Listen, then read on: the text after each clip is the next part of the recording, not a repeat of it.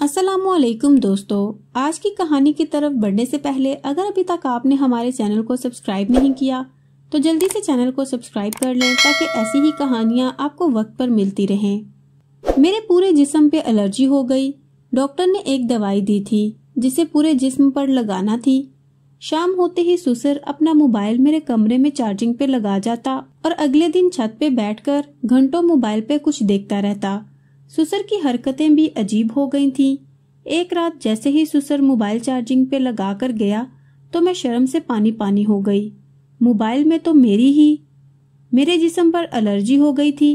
Doctor نے مجھے جسم پر لگانے کے لیے دوائی دی تھی جسے پورے جسم پر لگانا تھا۔ عجیب بات یہ تھی کہ میں نے جب سے وہ دوائی لگانا شروع کی تھی تب سے ہی سسر اپنا موبائل میرے کمرے میں چارجنگ پر لگا جاتے تھے۔ ایک روز جب سسر موبائل چارجنگ پر لگانے میرے کمرے میں آیا تو میں تب الماری میں سر دیے کھڑی تھی۔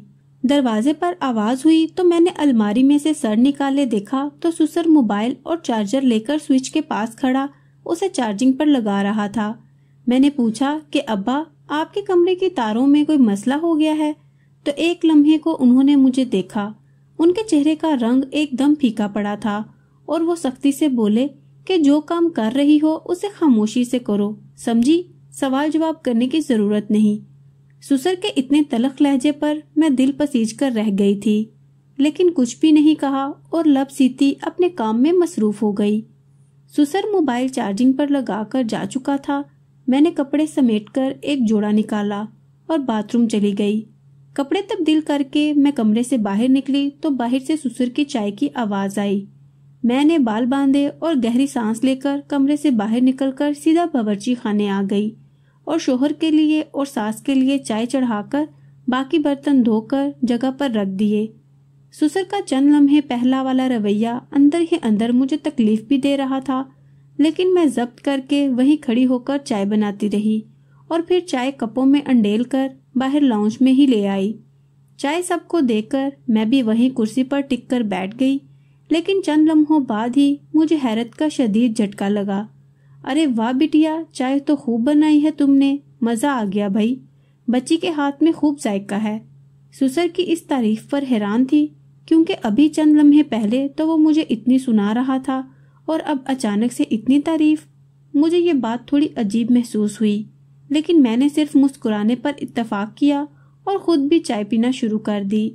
چائے سے فارغ ہو کر سب اپنے اپنے کمروں میں سونے کے لیے چلے گئے تھے۔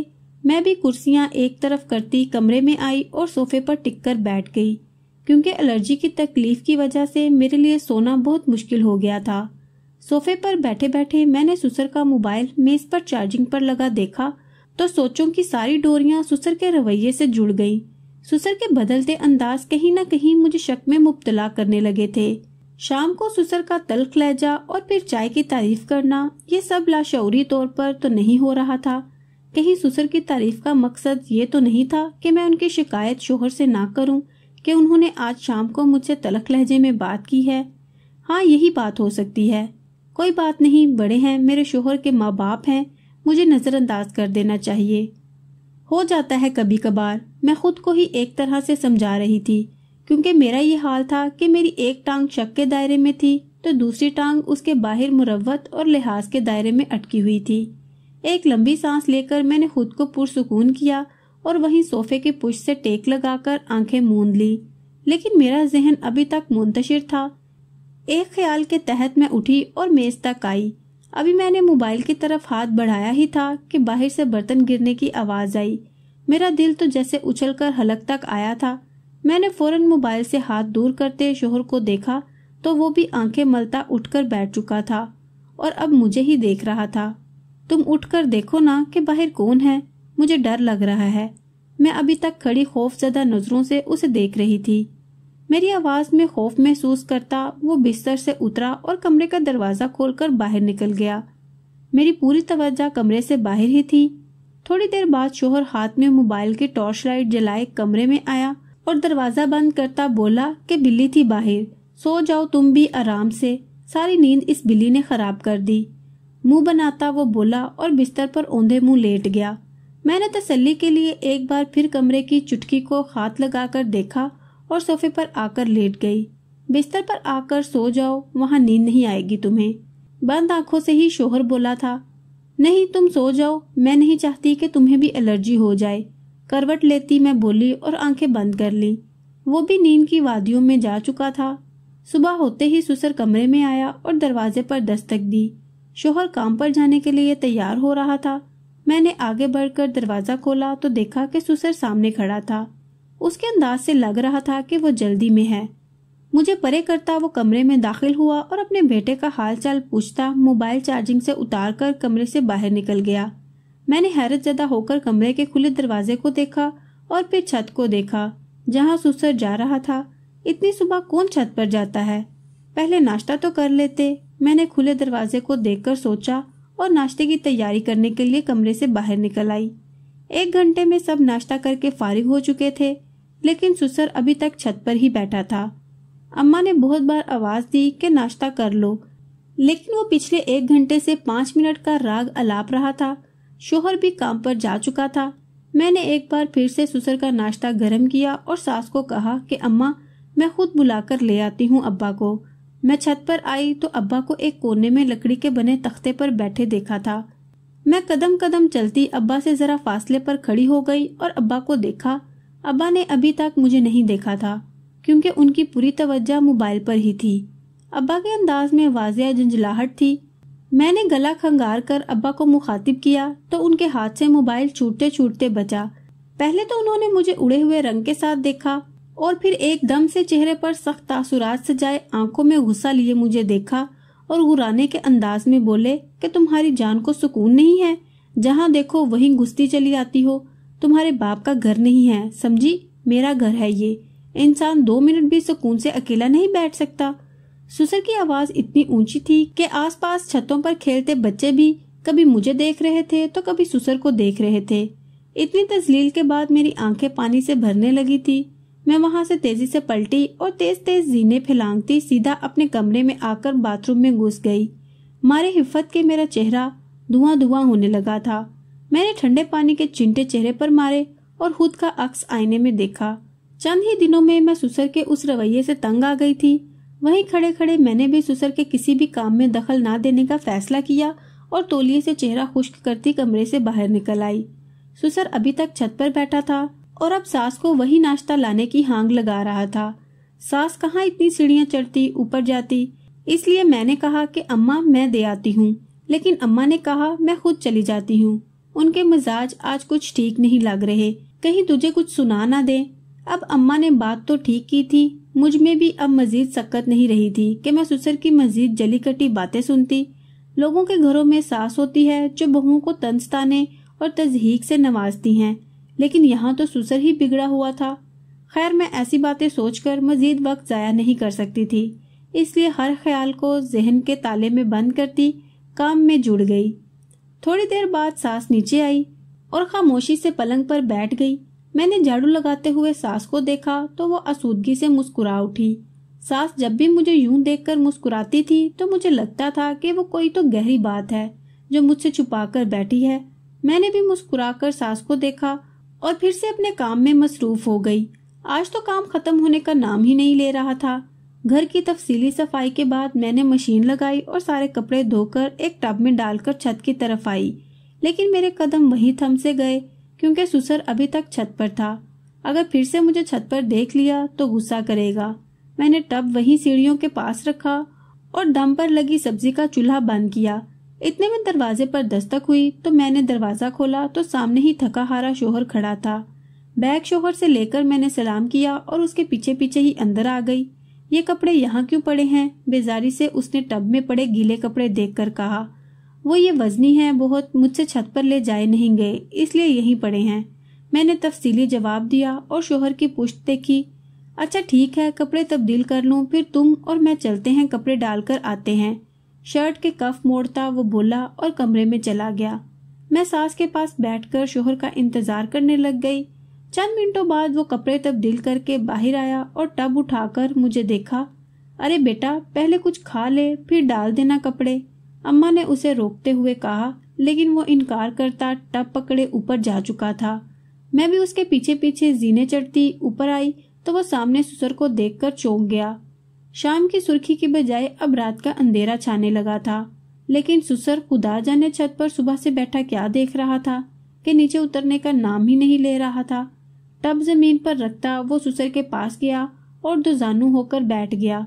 अब्बा, घुटने पर हाथ रखे उसने सुसर को पुकारा तो अब की बार सुसर ने चौंक कर उसे देखा और फिर दाएं बाएं गर्दन मोड़े अपने चारों अतराफ देखा। अरे रात हो गई, पता ही नहीं चला, सुसर ने हैरानकुन लहजे में कहा। तो मैंने और शोहर ने हैरानकुन नजरों से सुसर को देखा। अब्बा, आप सुबह से यहाँ बैठे हैं? अरे नहीं नहीं, थोड़ी देर पहले ही आया था। मैं क्या इतना बेवकूफ हूँ कि इतनी गर्मी में छत पर बैठूं? चलो नीचे चल के खाना खाते हैं, सुसर ने उठते हुए कहा और जेब में मोबाइल डाल लिया। आप चलें अब्बा, मैं बस ये कपड़े डालकर आता हूँ, शोहर ने भी उठते हुए कहा था और टब से कपड़े निकाल लिए। सुसर सर हिलाता दरवाजे तक गया, लेकिन फिर मुड़कर मुझे देखा और बड़े मुशफकाना अंदाज में बोला कि बिटिया, दवा लगा रही हो ना ठीक से? जी जी अब्बा, लगा रही हूँ, हिचकिचाते मैं बोली और शोहर को देखा जो अपने बाप की इतनी फिक्रमंदी पर खुश हुआ था, जबकि मैं तो हैरान थी क्योंकि सुसर का पल पल बदलता अंदाज मुझे परेशान करने लगा था।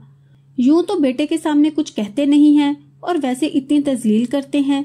10 मिनट में कपड़े डालकर हम नीचे आए तो सास ससुर मेज पर बैठे खाना सामने रखे हमारा ही इंतजार कर रहे थे।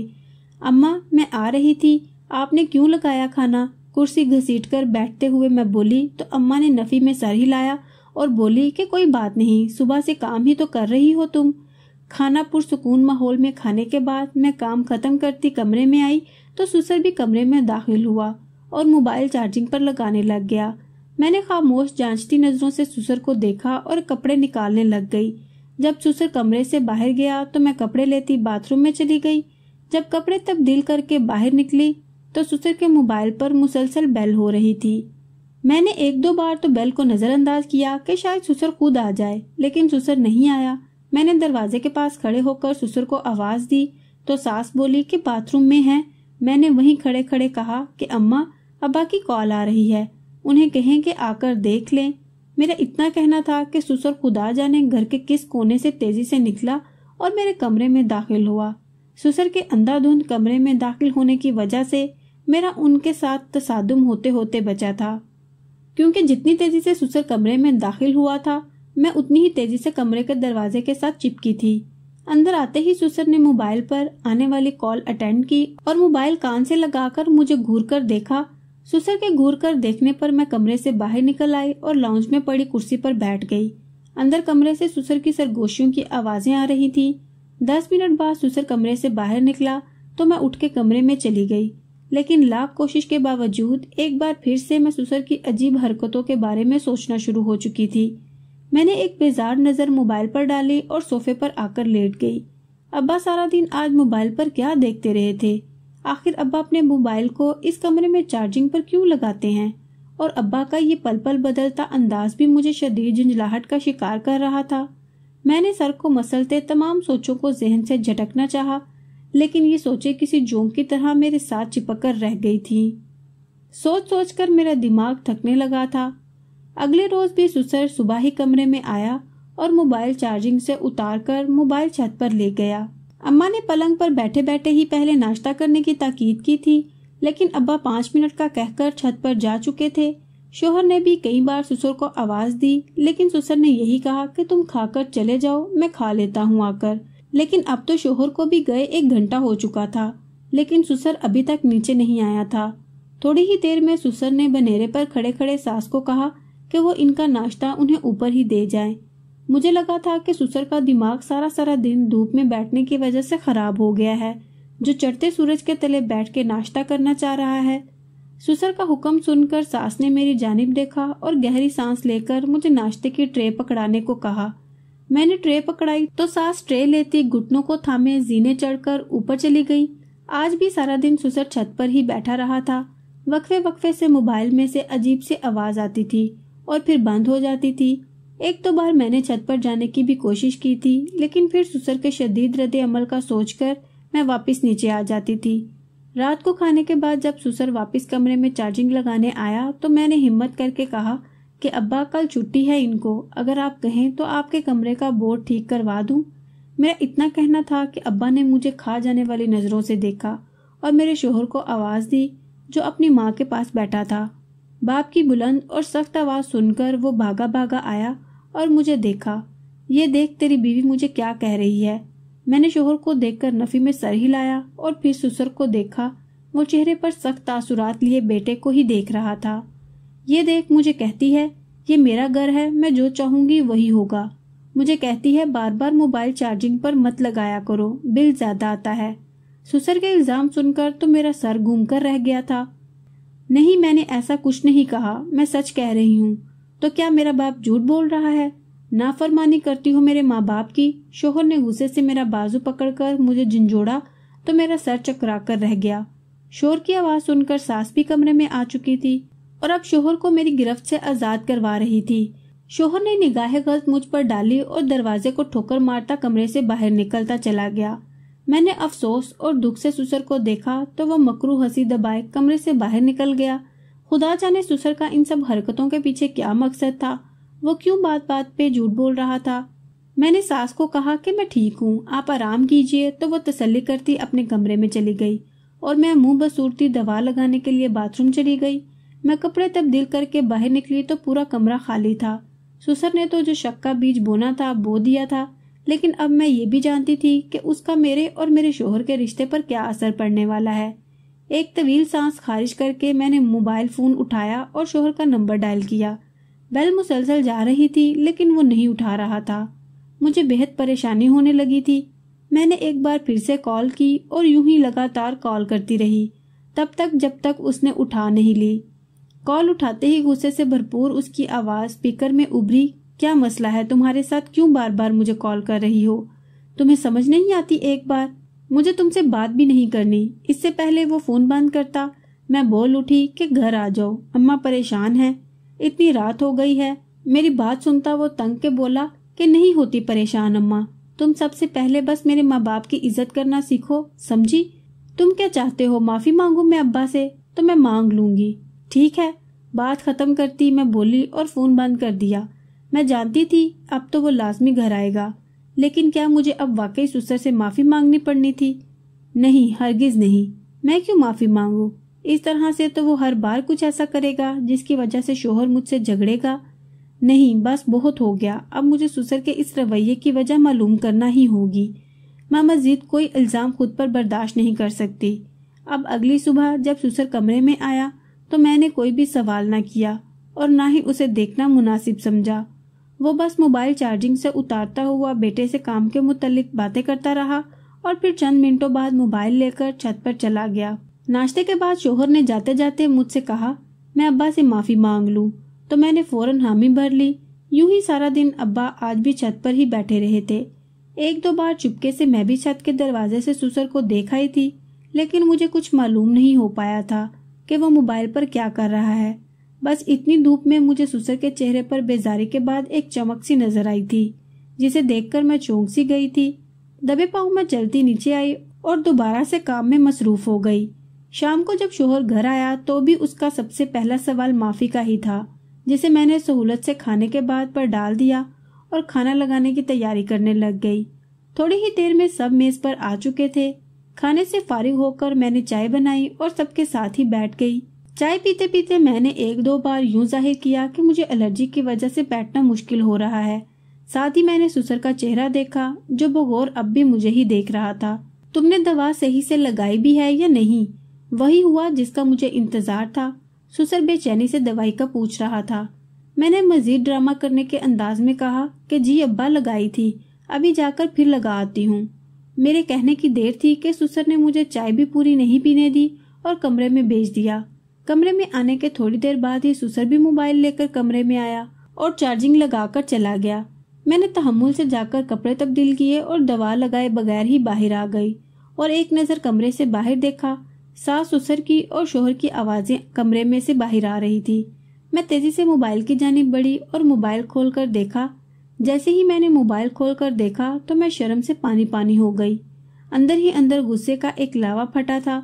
मैंने मोबाइल चार्जिंग से खींचने के अंदाज में उतारा और गुस्से से कांपती हुई ससुर के कमरे में दाखिल हुई।